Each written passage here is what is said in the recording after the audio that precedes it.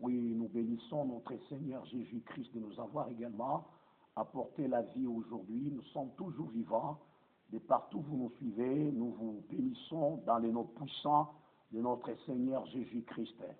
Je suis certain que le Seigneur vous a fait grâce, nous aussi le Seigneur Dieu nous a fait grâce comme vous. Alors c'est pour cette raison nous nous sommes tenus également devant vous pour que nous puissions continuer avec notre enseignement au sujet du cœur de l'homme est tortué par-dessus tout.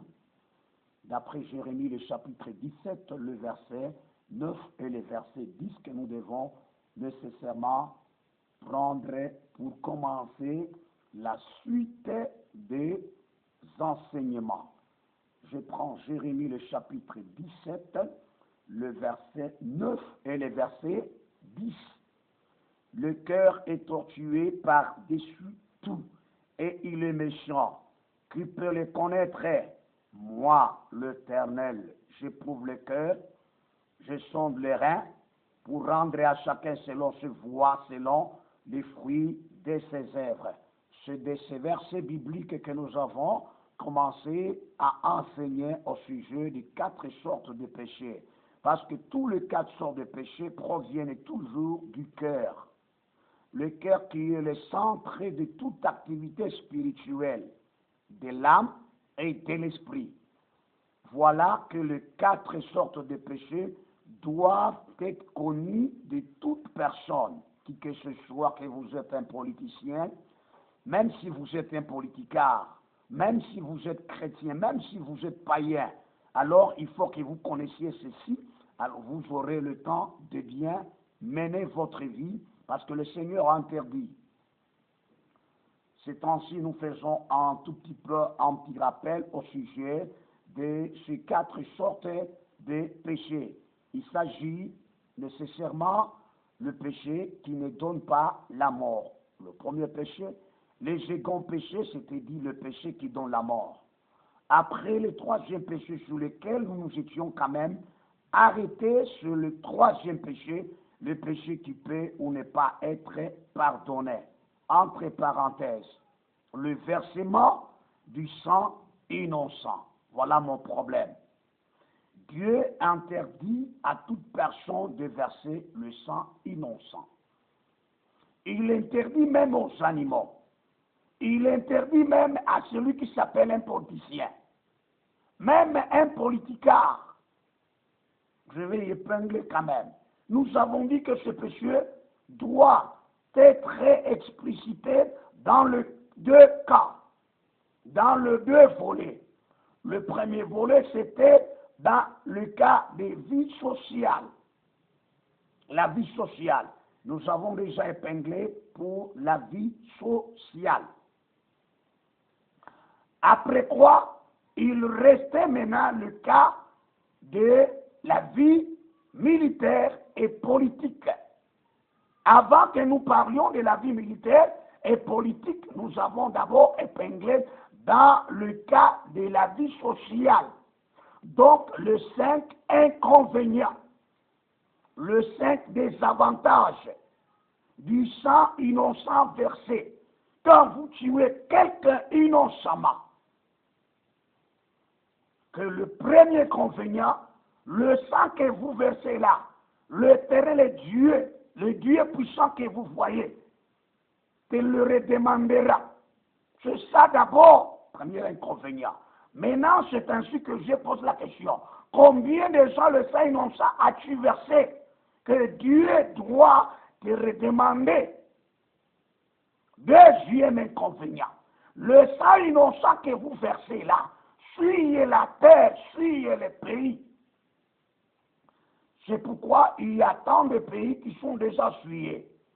La terre nous refuse maintenant de nous apporter sa richesse. Vous voyez, vous commencez maintenant à semer, à faire votre agriculture avec les engrais. Or que pas, vous savez déjà les inconvénients avec les engrais. Or que pas, il fallait semer et que la terre nous apporte sa richesse. Cette fois-ci maintenant, la terre n'apporte pas la richesse que nous avions besoin.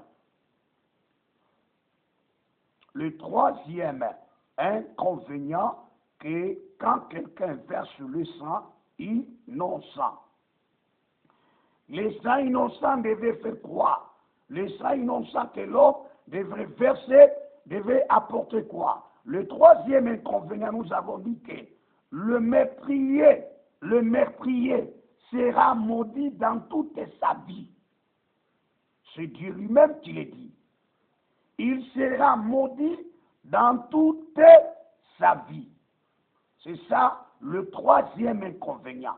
Le quatrième inconvénient, frère, madame, mon frère, ma soeur, le sang que vous versez innocemment, le sang réclame la vengeance.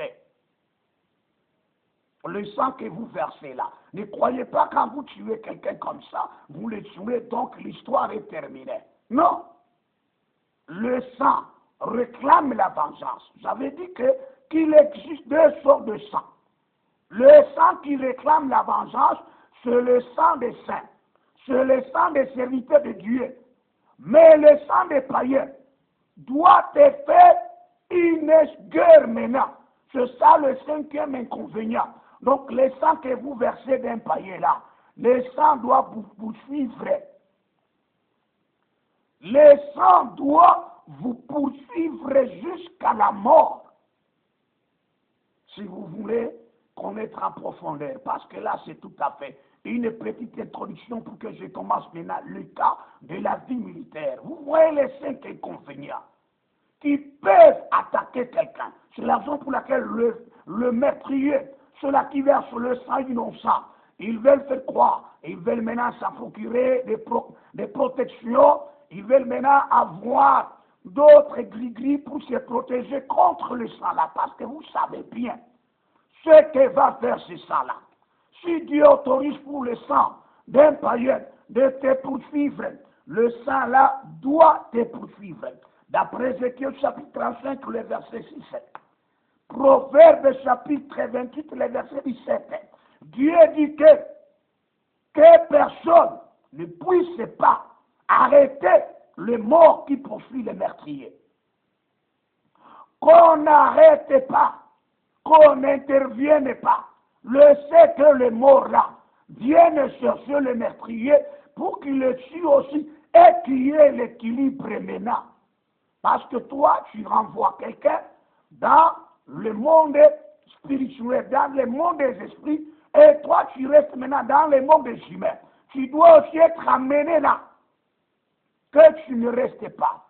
Voilà le danger. Même quand vous lisez Ézéchiel chapitre 5, verset 17, parle toujours des mêmes choses. Que le sang que vous avez aimé là, parce que vous n'avez pas haï le sang, mais vous avez aimé le sang, vous avez aimé verser le sang innocent. Le sang innocent aussi, si Dieu le permet, ce n'est même pas votre protection qui peut faire quelque chose, non. Si Dieu le permet que, allez, les morts, oui, alors que tous les morts qui ont été tués là, ou encore les hommes qui ont été tués là, ou les âmes là, le sang versé là, quand Dieu les autorise de quitter les enclos là, dans des cachots là, et te poursuivre, tu seras aussi mort.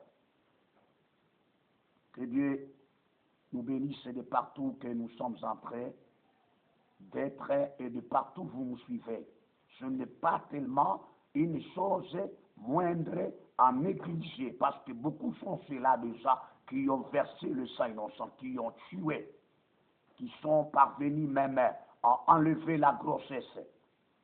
Vous voyez, il y a de telles personnes, après quoi qu'ils vivent encore dans ce monde. Ce n'est pas avec ces personnes que vous pouvez vous lier pour faire vos activités. Non, non, ça ne peut pas aller. Parce que cette personne-là ou ces hommes-là ont le sang sur eux. Ils ont du sang innocent. Le sang crie de temps à autre la vengeance. Pour le sang des saints, ils demandent à ce que le Seigneur intervienne et punisse les habitants. Voilà, si vous lisez également Apocalypse chapitre 6, le verset 17. Ce n'est pas encore revenir sur ce qui déjà qui a été dit. Maintenant, aujourd'hui, qu'est-ce qui va nous intéresser? Sur le cas des vies militaires et politiques. Nous avons les militaires, nous avons les politiciens qui ont pris comme un métier pour travailler, pour quand même apporter du secours à un pays, à une nation. Très bien. Véritablement, vous savez, dans la vie militaire, même les politiciens sont écrits là-bas. Donc, ils sont inscrits là. Inclus là. Même les policiers sont inclus toujours là-bas. Même les politiciens, le militaire, c'est pourquoi c'est bien spécifié. Parce que nous disons, le cas de la vie militaire et politique. Ne croyez pas que la Bible n'en parle pas. La Bible parle au cas de la vie militaire et de la vie politique même. Donc, les deux termes-là, nous pouvons les combiner comme à un seul terme parce que nos politiciens également sont des militaires. Nous les voyons en tenue militaire.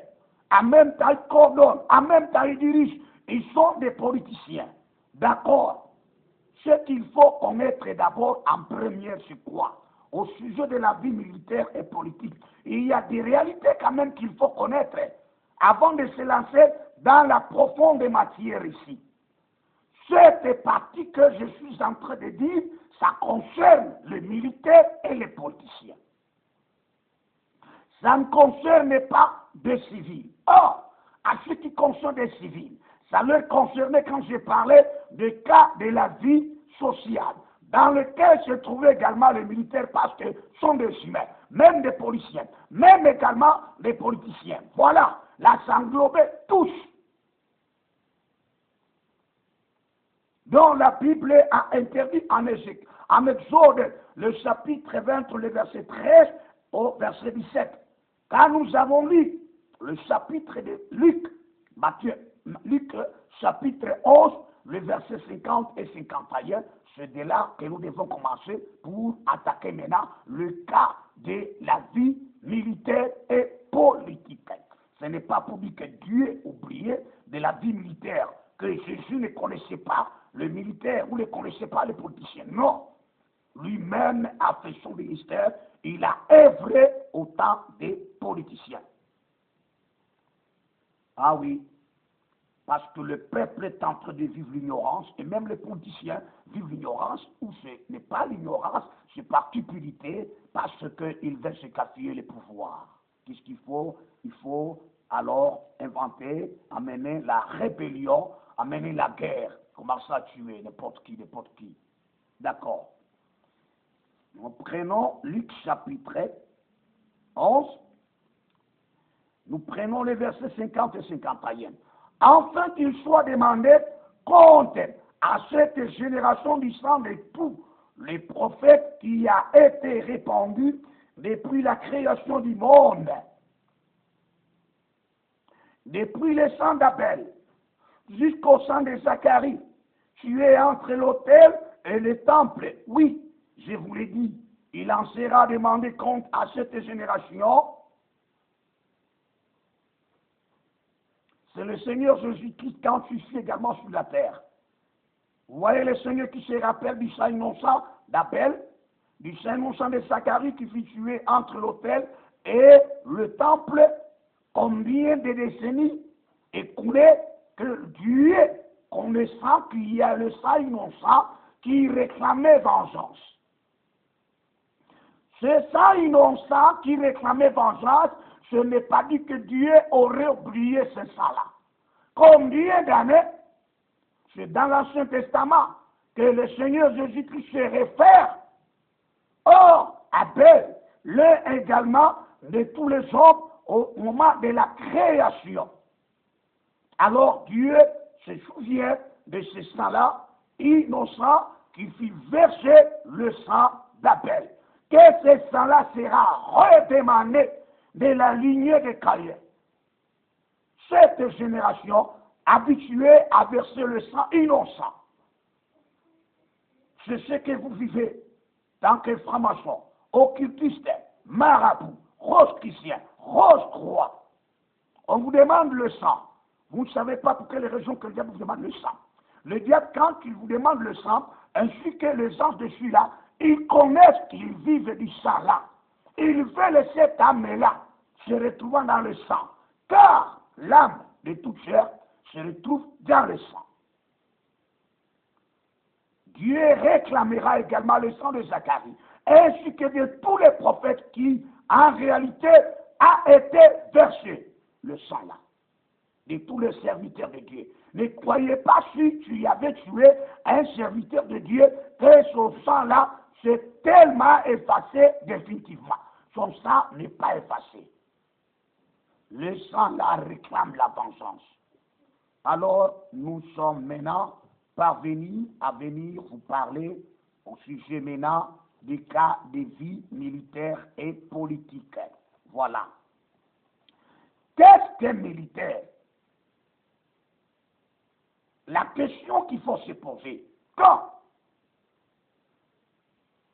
est-ce qu'un militaire peut verser le sang? Et quand est-ce qu'un militaire ne peut pas verser le sang? De même avec un politicien, de même avec un politicard. Permettez-moi que je vienne tout droit vers vous.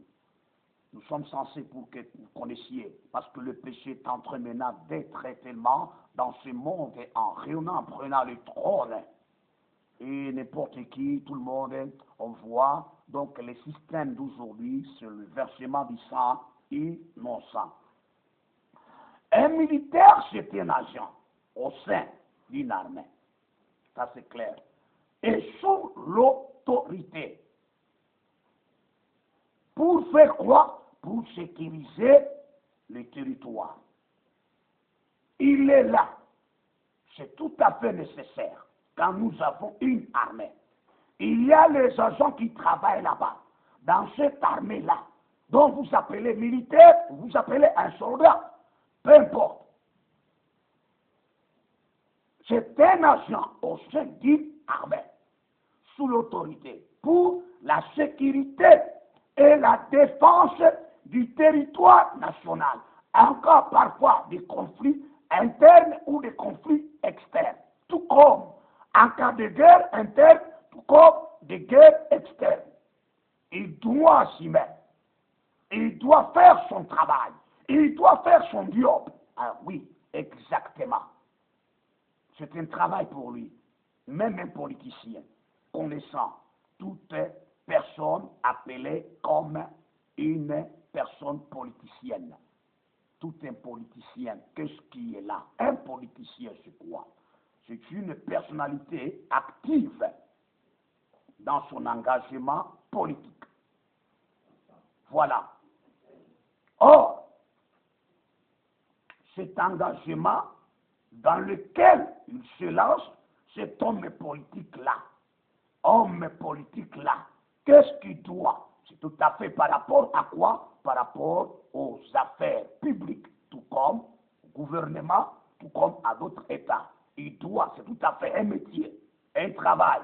Quand il s'engage dans son engagement politique, et quand vous constatez bien, spécialement quand il représente un parti politique, qui est celui-là? Une personnalité là dont je parle. Voilà, elle représente un parti politique. Tout comme quand c'est tout à fait une élue. Cette personnalité dont je parlais là, elle est élue du peuple. Elle est en train de rendre un service.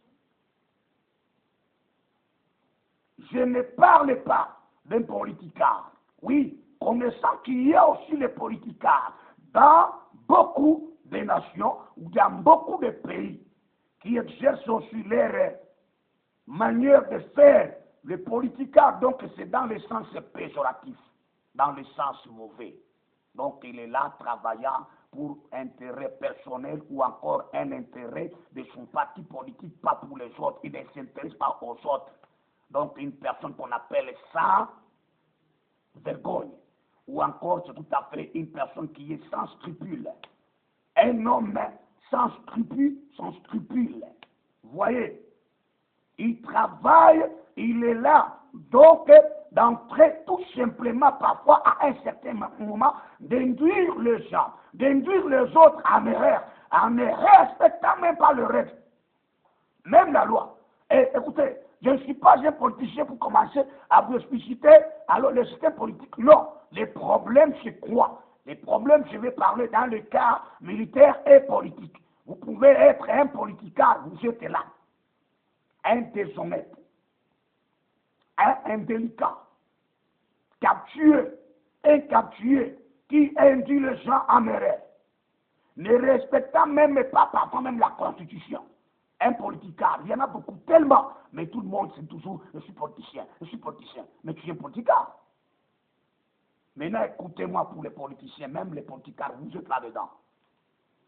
Parce que Dieu interdit de verser le sang innocent. Quand nous avons pris le livre d'Exode, le chapitre 20, le verset 13 au verset 17, je prends pour commencer maintenant, pour découvrir quand est-ce qu'un militaire,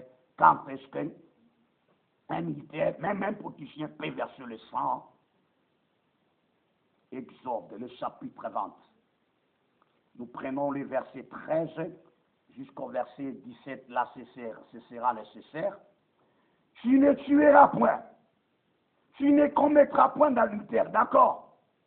Tu ne déroberas point, tu ne porteras point de faux témoignages contre ton prochain. Alors ça, vous pouvez continuer vous-même. D'abord, le verset très nécessaire, c'est le verset 13.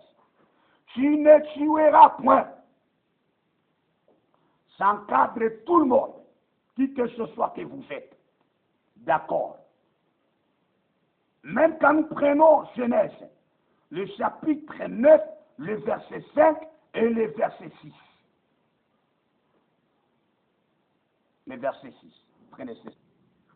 Oui, nous prenons Genèse, le chapitre 9, le verset 5 et le verset 6.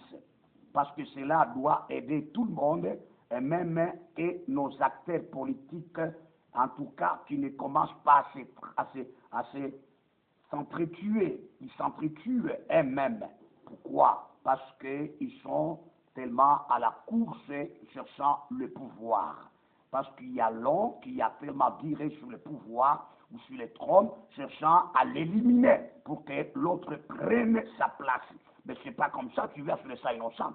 J'ai parlé le sang innocent, même le sang du païen, je le sens toujours innocent. Alors, nous lisons, Genèse chapitre 9, le verset 5.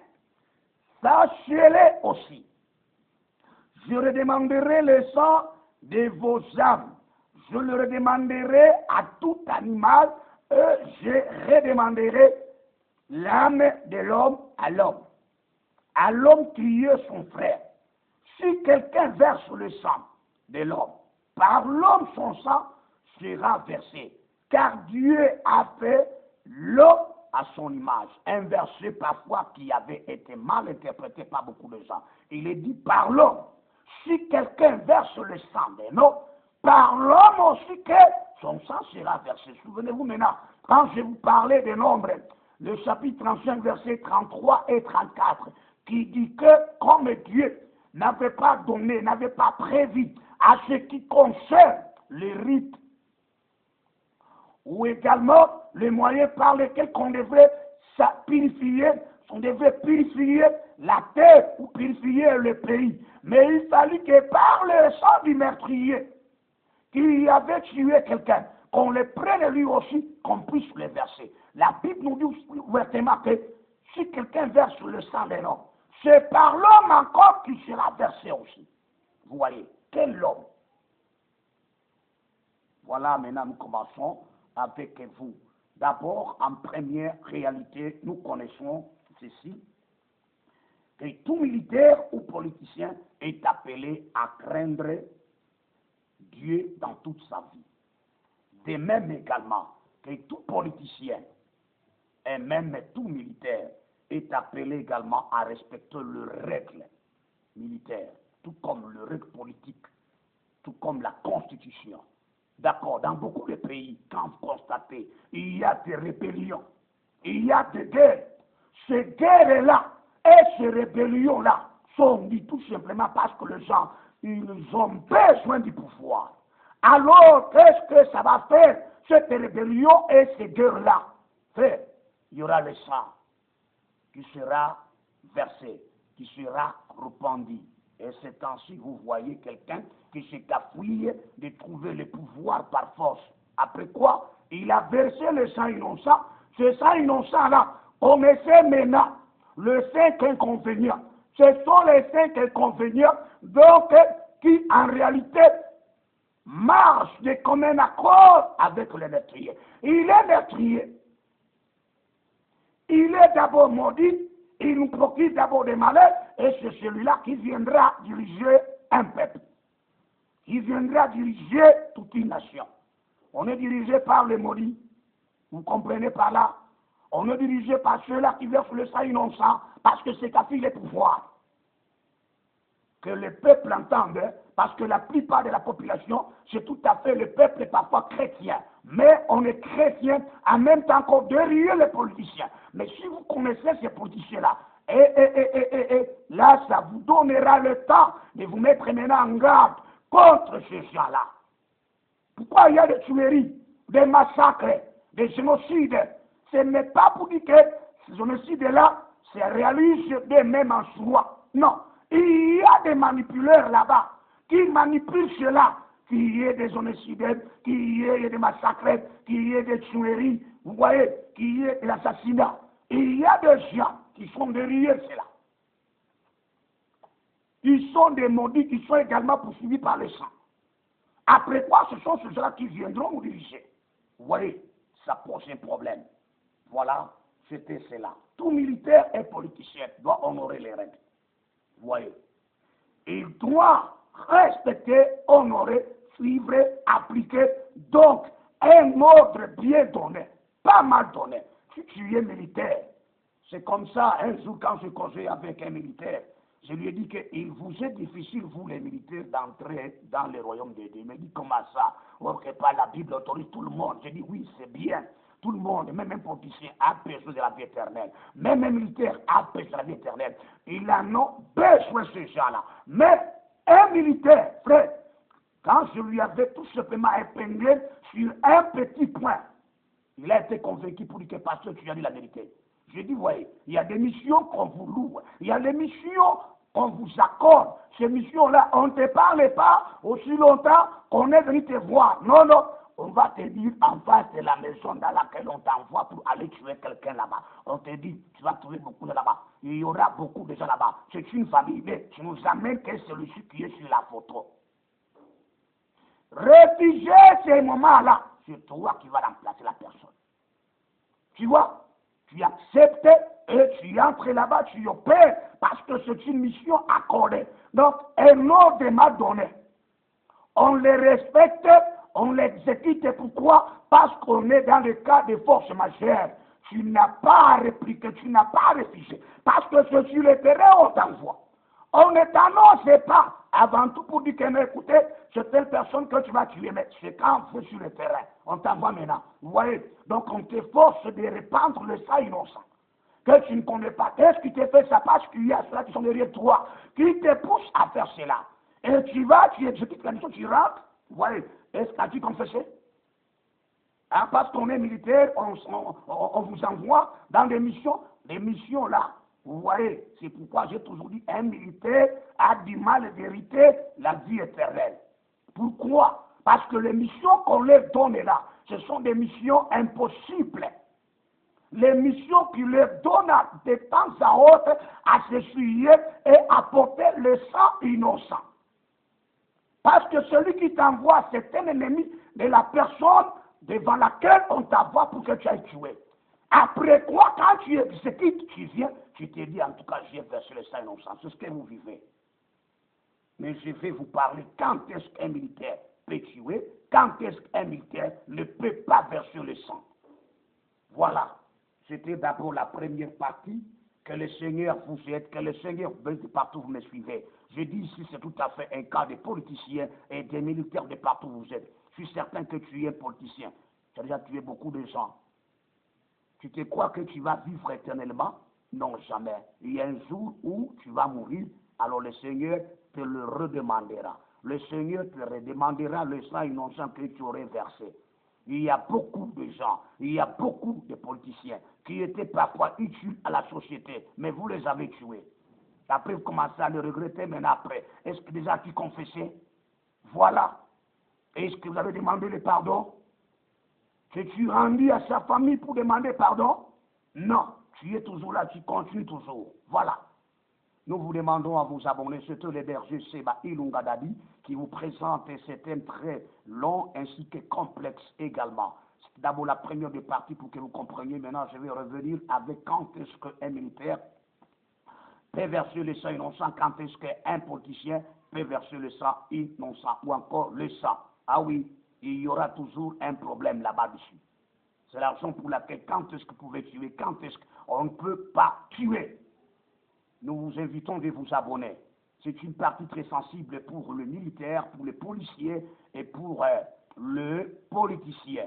C'est la raison pour laquelle il y a certains politiciens qui ne veulent pas maintenant utiliser les militaires, ils veulent utiliser ce qu'on appelle les hommes bien préparés pour eux. Nous vous invitons à vous abonner pour ne pas manquer pour cette partie tellement qui, en réalité, qui va vous faire éclaircir que Dieu n'est pas ignorant, que Dieu n'avait pas oublié, il connaît que la guerre est là. Oui, la guerre est là. Mais il y a des règles, même dans la Bible, où on autorise quand est-ce qu'il faut tuer et quand est-ce qu'il ne faut pas tuer. Que Dieu vous bénisse de partout. Ça, c'est tout à fait une partie dans le cas de la vie militaire et politique. Que Dieu vous aide de partout quand vous allez commencer à suivre ceci. Alors, la deuxième vidéo doit vous être présentée de suite. Que Dieu vous bénisse. Amen.